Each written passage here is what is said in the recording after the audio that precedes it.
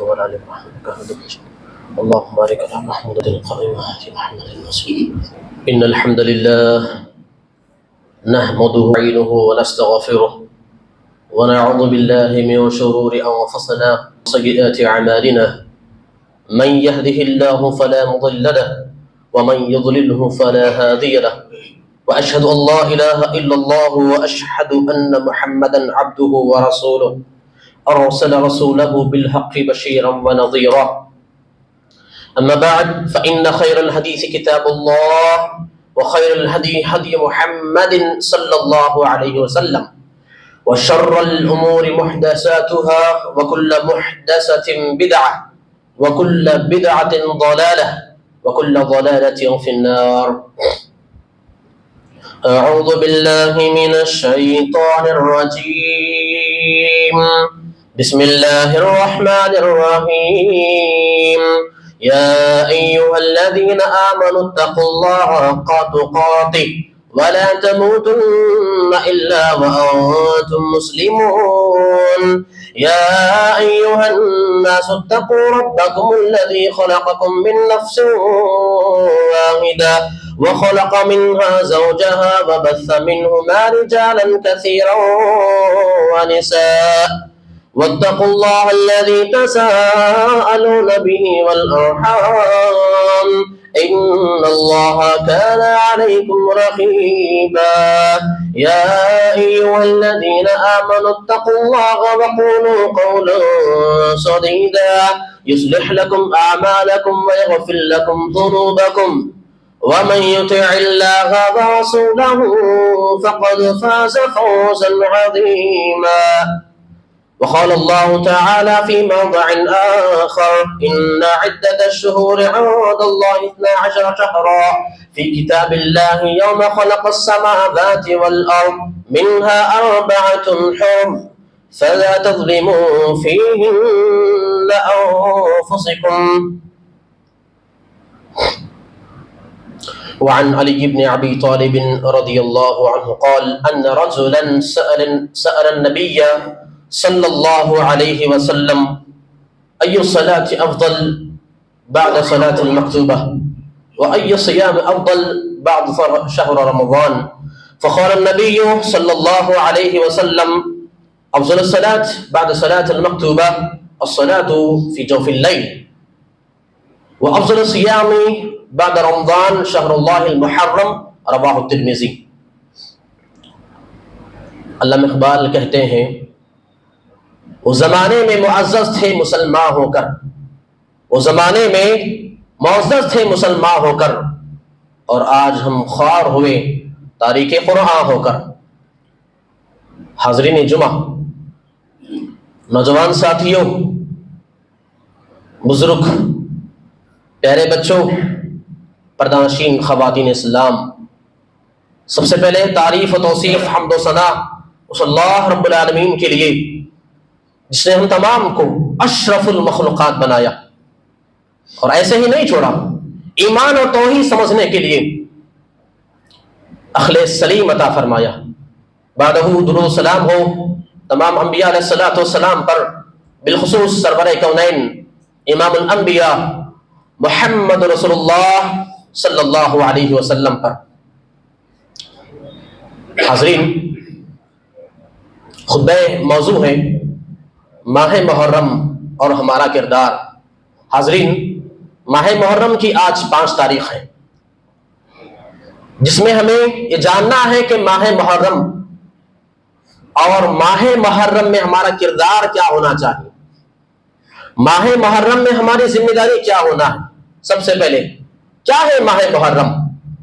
ماہ محرم اسلامی سال، قمری سال کا پہلا مہینہ ہے. جس طرح اسی سال کا پہلا مہینہ جنوری ہے، ایسے ہی قمری سال کا پہلا مہینہ ماہ محرم ہے.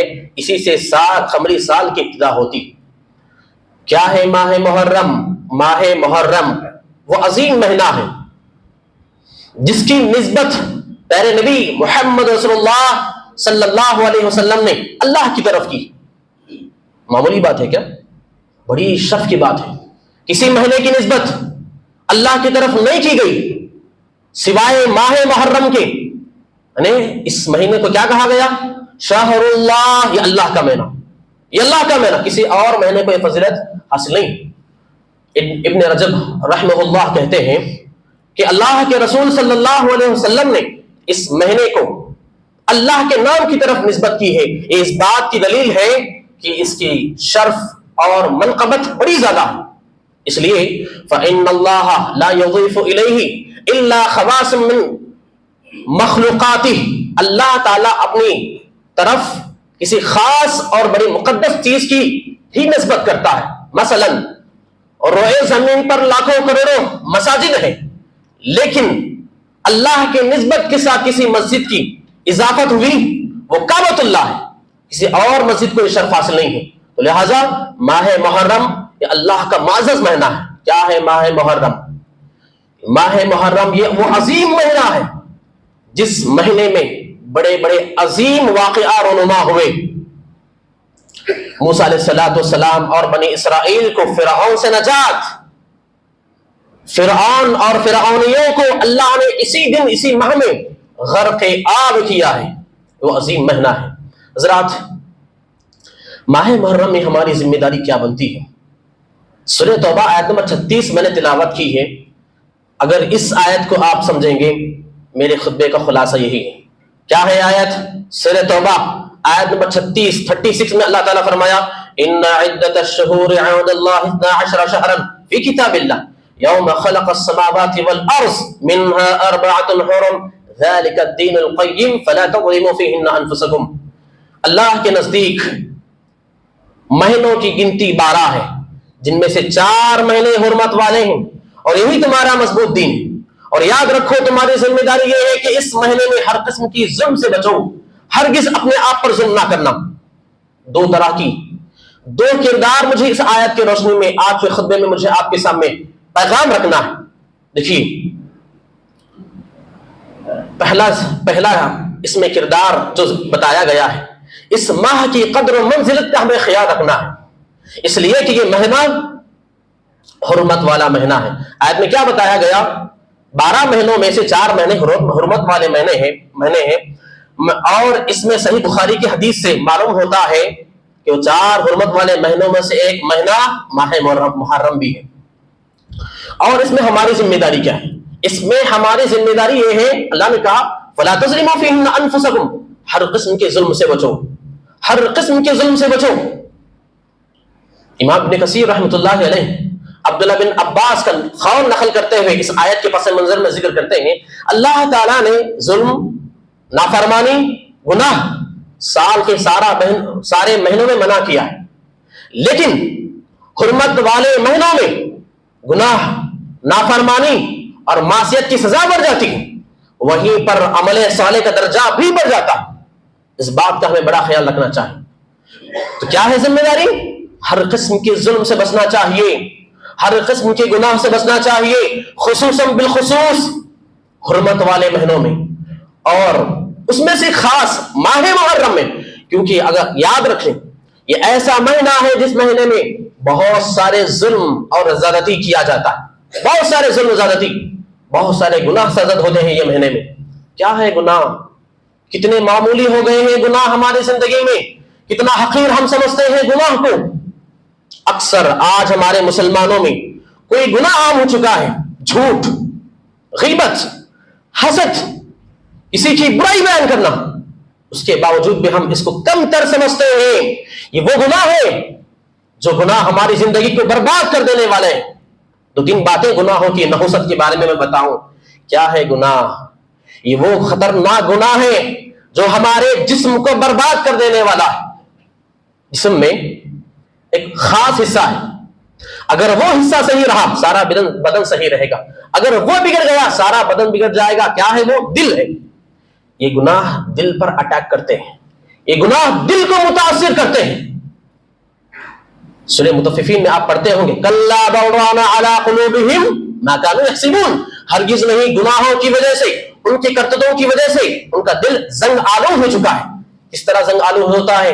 حدیث دیکھیے، ابو بکر رضی اللہ عنہ کہتے ہیں رسول اللہ صلی اللہ علیہ وسلم نے فرمایا ان المؤمن اذا اذنب ذنبا نكتت في قلبه نقطة سوداء، جب مومن گناہ کرتا ہے کالا دبا اس کے دل پر بیٹھ جاتا ہے. فإن تاب واستغفر سخر قلبه، اگر وہ توبہ کرتا ہے استغفار کرتا ہے وہ دل سے اس کالے دبے کو مٹا دیا جاتا ہے. وإن زاد زادت، اگر وہ گناہ پہ گناہ کرتا جاتا ہے وہ ایک سے بڑھ کر کالے دھبے بڑھتے جاتے ہیں یہاں تک کہ پورا اس کا دل کالے سے کالا تر ہو جاتا ہے. اور اللہ کے نبی نے آخر میں یہ آیت تلاوت کی کلا بل ران علی قلوبہم ما كانوا یکسبون، ہرگز نہیں، ان کے گناہوں کی وجہ سے ان کا دل زنگ آلود ہو چکا ہے. یہ وہ گناہ ہے جو ہمارے دل کو زنگ آلود کر دینے والے ہیں. حضرات کیا ہے گناہ؟ یہ وہ گناہ ہے جن گناہوں کی وجہ سے آدمی کی خوشحال زندگی بدحال زندگی بن جاتی ہے. خوشحال زندگی کے لیے ہم کیا کچھ نہیں کرتے، ہر قسم کی تکلیف برداشت کرنے کی ہم کوشش کرتے ہیں، ہر سارے لوگوں کی گالیاں اور ان کی بدسلوکی کو ہم برداشت کرتے ہیں. کس کے لیے؟ سکون زندگی کے لیے، جبکہ حقیقی سکون زندگی رب کی بندگی میں رکھی گئی.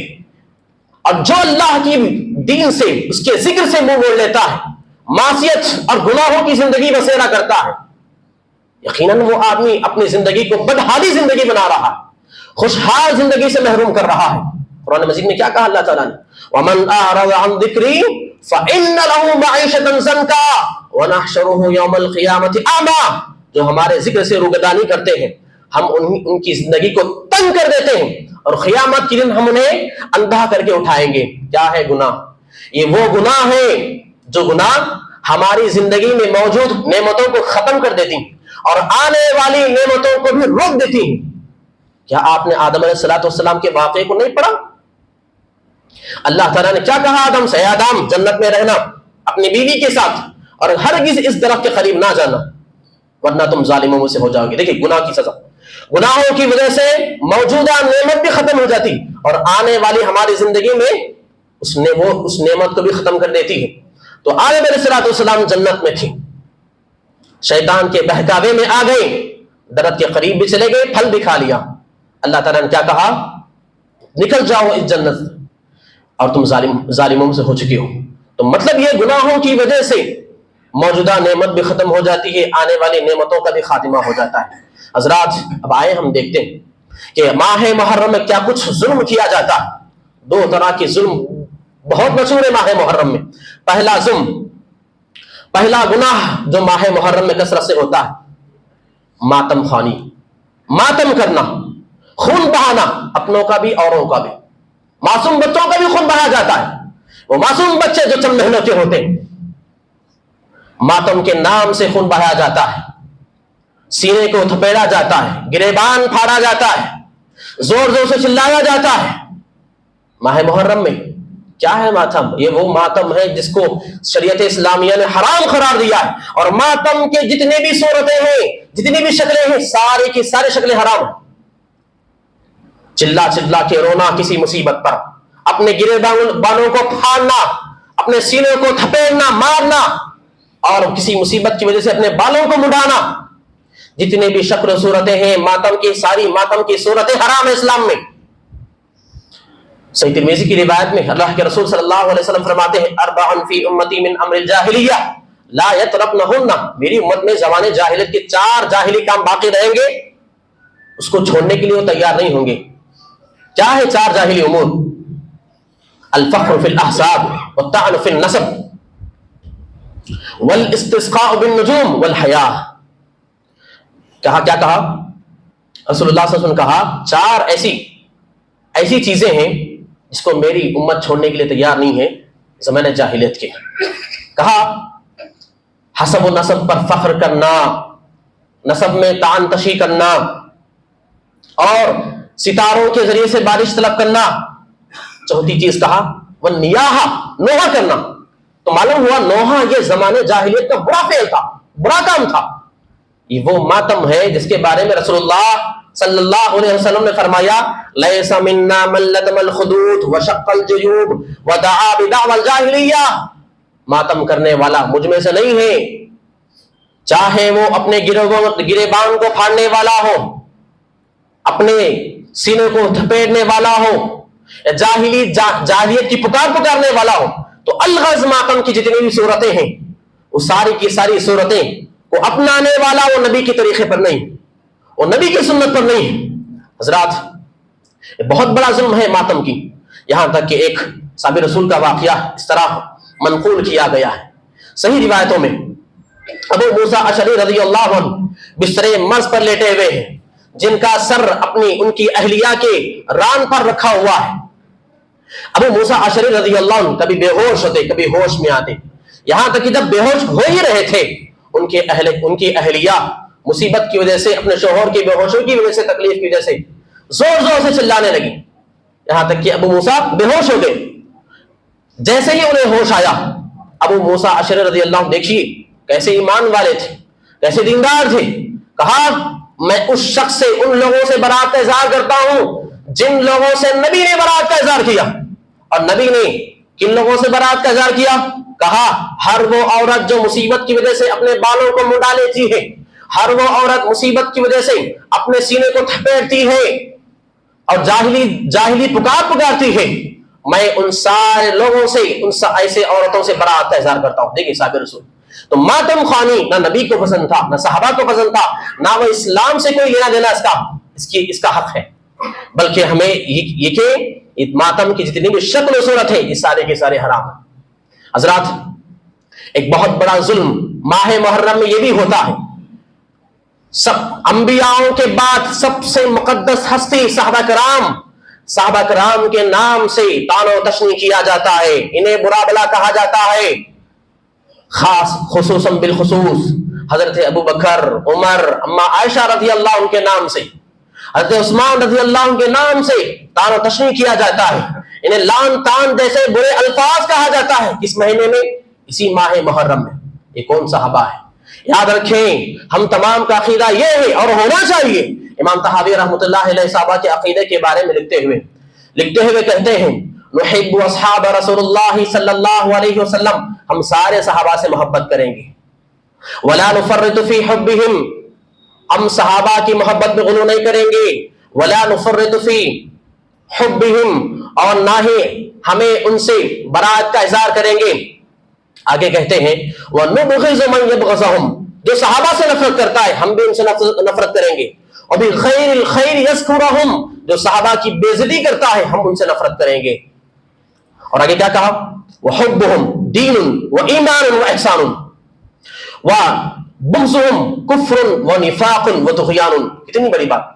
طحاوی رحمۃ اللہ نے کہا صحابہ سے محبت دین کا حصہ ہے, ایمان کا حصہ ہے, احسان ہے, اور ان سے نفرت کرنا کفر ہے, نفاق ہے, سرکوشی ہے, بہت بڑی نافرمانی ہے.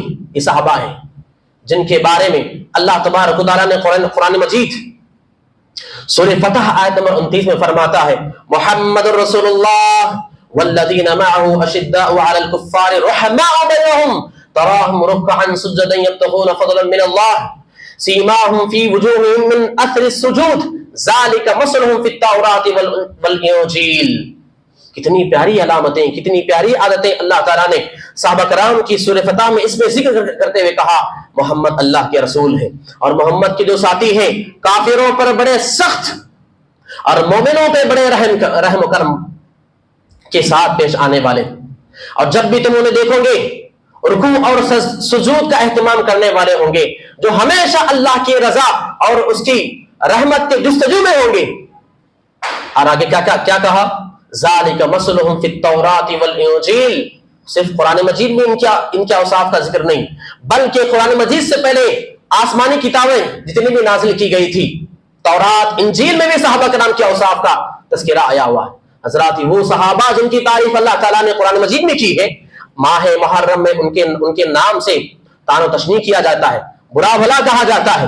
حضرات, یہ وہ صحابہ ہیں جن کے بارے میں عبداللہ بن عمر رضی اللہ عنہ کہتے ہیں لا تسبوا اصحابی, لا تسبوا اصحاب محمد صلی اللہ علیہ وسلم فانہ مقام ساعۃ مع النبی صلی اللہ علیہ وسلم خیر من امر عمری. کتنی بڑی بات. عبداللہ بن عمر رضی اللہ عنہ کہتے ہیں محمد کے ساتھی صحابہ کو گالی مت دو, صحابہ کو گالی مت دو, ان کا اتنا بڑا مقام ہے، نبی کے ساتھ ایک گھڑی چند لمحے کھڑا ہونا تمہاری زندگی کے سارے اعمال سے بہتر ہے۔ کیا کہا؟ نبی کے ساتھ ان کا ایک گھڑی کھڑے ہونا تمہاری زندگی کے سارے اعمال سے بہتر ہے۔ وہ عظیم صحابہ جن کے نام پہ آج مسلمان، آج خصوصاً بالخصوص اہل تشیع صحابہ کرام کے نام سے تان و تشنیح کرتے ہیں، برا بلا کہتے ہیں۔ اور حضرات کتنی بری بات ہے۔ اور حضرات یاد رکھیں، آج جو اہل تشیع اور وہ لوگ جو ماتم کی اجازت دے دیتے ہیں، خاص طور پر ماہ محرم کی 10ویں تاریخ کو ایک طرف ماتم بھی بناتے ہیں، غمخواری کا دن بھی سمجھتے ہیں، اور دوسری طرف اسی دن مٹھائیاں تقسیم کرتے ہیں، بریانی بھی کھاتے ہیں۔ کتنا بڑا ظلم ہے۔ شہادت حسین کا واقعہ ہوتا ہے اور جس دن ڈھول تاشے بجائے جاتے ہیں اور ان کے نام کی رالیاں نکالی جاتی ہیں، اور کتنا ظلم و بربریت آج کے دن ہوتا ہے اور اس مہینے میں ہوتا ہے، کتنی بری بات ہے۔ اور حضرات ایک بہت بڑی ذمہ داری آج کے اس مہینے میں ہمارے لیے یہ ہے کہ ماہ محرم میں ہم کیا کریں۔ ماہ محرم میں اگر کتاب و سنت میں اگر آپ دیکھنا چاہتے ہیں کہ ہماری ذمہ داری کیا ہے، ایک ہی ذمہ داری ہے، وہ ذمہ داری ہے کہ اس ماہ میں کثرت سے روزہ رکھا جائے، اس مہینے میں کثرت سے نوافل کے روزوں کا اہتمام کیا جائے۔ علی رضی اللہ عنہ فرماتے ہیں، ترمذی کی حدیث ہے، ایک آدمی آیا، صحابہ رسول آئے، کہا اللہ کے رسول صلی اللہ علیہ وسلم مجھے بتائیے فرض نماز کے بعد افضل نماز کون سی؟ کیا کہا؟ فرض نماز کے بعد افضل نماز کون سی؟ اور رمضان کے بعد سب سے فضیلت والے روزے کون سے؟ آپ نے فرمایا افضل الصلاۃ بعد الصلاۃ المکتوبہ الصلاۃ فی جوف اللیل۔ فرض نماز کے بعد سب سے افضل نماز تہجد کی نماز ہے۔ وافضل الصیام بعد شہر رمضان شہر اللہ المحرم، اور رمضان کے بعد سب سے فضیلت والے روزے ماہ محرم کے روزے۔ دیکھیے کیا کہا آپ نے؟ رمضان کے بعد سب سے بڑے فضیلت والے روزے ماہ محرم کے روزے۔ تو رسول اللہ صلی اللہ علیہ وسلم بھی اس مہینے میں کثرت سے روزہ رکھا کرتے تھے۔ اور خصوصاً بالخصوص یاد رکھیں، اگر کسی کی طاقت ہے وہ ضرور اس مہینے سے بھرپور فائدہ اٹھانے کی کوشش کیجیے۔ میں شروع میں سورہ توبہ کی وہ آیت فلا تظلموا فیہن انفسکم، اپنے نفس پر ظلم مت کرو، اس آیت کے پس منظر میں ایک قول نقل کیا تھا امام ابن کثیر رحمۃ اللہ علیہ کا۔ انہوں نے کیا کہا؟ ماہ محرم میں یا حرمت والے مہینوں میں گناہوں کی سزا بھی بڑھ جاتی ہے اور عمل صالح کا درجہ بھی بلند ہو جاتا ہے۔ تو گویا اس مہینے میں نفل روزہ رکھنا بڑے ہی بابرکت اور زیادہ ثواب حاصل کرنے کا باعث ہوگا۔ تو لہذا خصوصاً بالخصوص اس مہینے میں بلا کسی تعیین اور تحدید کے کثرت سے روزہ رکھنے کا ثبوت احادیثوں میں ہمیں ملتا ہے۔ اور خصوصاً بالخصوص خاص کر کے عاشوراء کا روزہ رکھنے کی کوشش کیجیے۔ عاشوراء کا روزہ رکھنے کی کوشش کیجیے، یہ وہ عظیم روزہ ہے جس روزے کے بارے میں رسول اللہ صلی اللہ علیہ وسلم سے جب پوچھا گیا کہ اس کی فضیلت، اس کی اہمیت کیا ہے، آپ نے فرمایا احتسب علی اللہ ان یکفر السنۃ الماضیہ، مجھے امید ہے کہ اللہ تعالیٰ اس روزے کے بدلے میں گزشتہ 1 سال کے گناہوں کو معاف کرے گا، 1 سال کے گناہوں کو معاف کرے گا۔ یہ ہے عاشوراء کا روزہ، 10 محرم کا روزہ۔ لیکن جب اللہ کے رسول صلی اللہ علیہ وسلم مدینے میں آئے، دیکھا کہ لوگ بھی عاشوراء کا روزہ رکھ رہے ہیں، پوچھا کہ ما ھذا یوم الذی تصومون، کیوں تم روزہ رکھتے ہو اس دن؟ تو لوگوں نے کہا ھذا یوم عظیم انجى اللہ موسیٰ وقومہ وغرق فرعون وقومہ، کہا یہ وہ عظیم دن ہے جس دن میں اللہ تبارک و تعالیٰ نے موسیٰ اور بنی اسرائیل کو فرعون سے نجات دلایا اور فرعون اور فرعونیوں کو سمندر میں ڈبو دیا۔ تو موسیٰ علیہ السلام نے شکریہ کے طور پر عاشوراء کا روزہ رکھا تھا، تو ہم بھی روزہ رکھتے ہیں۔ تو رسول اللہ صلی اللہ علیہ وسلم نے فرمایا فَنَحْنُ أَحَقُّ وَأَوْلَى بِمُوسَىٰ مِنْكُمْ، موسیٰ کی اتباع اور پیروی اور دین کے اعتبار سے ہم زیادہ قریب ہیں تم سے زیادہ ہم قریب ہیں موسیٰ کے۔ تو آپ نے روزہ بھی رکھا، فصام وامر بصیام، خود بھی آپ نے روزہ رکھا اور سارے صحابہ کو روزہ رکھنے کا حکم دیا۔ تو یہ اس کی عظمت ہے۔ اب جیسے ہی بعد میں معلوم ہوا چند سالوں کے بعد یہود و نصارہ بھی عاشوراء کا روزہ رکھتے ہیں، تو آپ سے جب یہ کہا گیا، آپ صلی اللہ علیہ وسلم نے کہا لئن بقیت الى قابل لأصومن التاسع، اگر میں اگلا سال زندہ رہوں گا تو ضرور 9 محرم کا روزہ بھی رکھوں گا۔ تو معلوم ہوا کہ عاشورہ کے 2 روزے ہمیں رکھنا ہے ماہ محرم میں. پہلا روزہ 10 محرم کا ہے اور یہودیوں کی مخالفت کے روبرو ہمیں 9 محرم کو روزہ رکھنا ہے. تو لہٰذا ماہ محرم میں ہماری کردار کیا ہے؟ ماہ محرم میں ہماری کردار 2 طرح سے کرداریں ہیں. پہلی، ہر قسم کے ظلم سے، گناہ سے، معصیت سے ہمیں اپنے آپ کو بچانا ہے، اپنے دامن سے ہمیں بچانا ہے، اپنے آپ سے، اپنی زندگی سے، ہر اعتبار سے گناہوں سے ہمیں بچنا ہے. خاص طور کے ماتم خوانی جو کیا جاتا ہے اور جس طرح کی بھی ظلم آج ماہ محرم میں ہوتا ہے، ہم ایک امت، ایک داعی کی حیثیت سے ہمیں زندگی گزارنا ہے. ہم داعی ہیں، امت کا ہر کوئی فرد اپنے علم کے اعتبار سے داعی ہے، اور جب بھی اس طرح کی برائی نظر آئے، طاقت کے مطابق حکمت سے ہمیں اس برائی سے روکنا چاہیے. دوسری ذمہ داری یہ ہے، اس ماہ محرم میں ہمیں روزوں کے ذریعے سے گزارنا ہے. روزوں کے ذریعے سے اس نیکی کو حاصل کر کے ہم اس شرف سے معمور ہونا چاہیے. حضرات انہی چند باتوں پہ اپنے بات کو ختم کرنا چاہتا ہوں.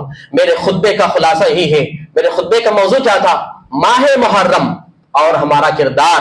تو ماہ محرم ایک حرمت والا مہینہ ہے، جس میں ہماری ذمہ داری یہی ہے کہ ہر قسم کی نافرمانی اور گناہوں سے ہم اپنے آپ کو بچائیں، اور خاص کر کے ہم اپنے آپ کو روزوں کے ذریعے سے بھرپور اس مہینے سے فائدہ اٹھانے کی کوشش کرنا چاہیے. آخر میں اللہ تبارک و تعالیٰ سے دعا ہے کہ اللہ الہ العالمین جو کچھ بھی ہم نے آج کے خطبے میں سنا، جانا، دین کی باتیں جو بھی سماعت کی ہے، ساری باتوں پہ اخلاص للہیت کے ساتھ عمل کی توفیق عطا فرمائے.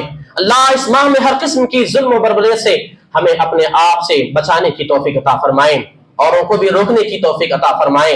اللہ اس مہینے میں کثرت سے نوافل کا اہتمام کرنے کی توفیق عطا فرمائے. آمین ثم آمین. اقول قولی هذا واستغفر لي ولسائر المسلمين والحمد لله رب العالمين.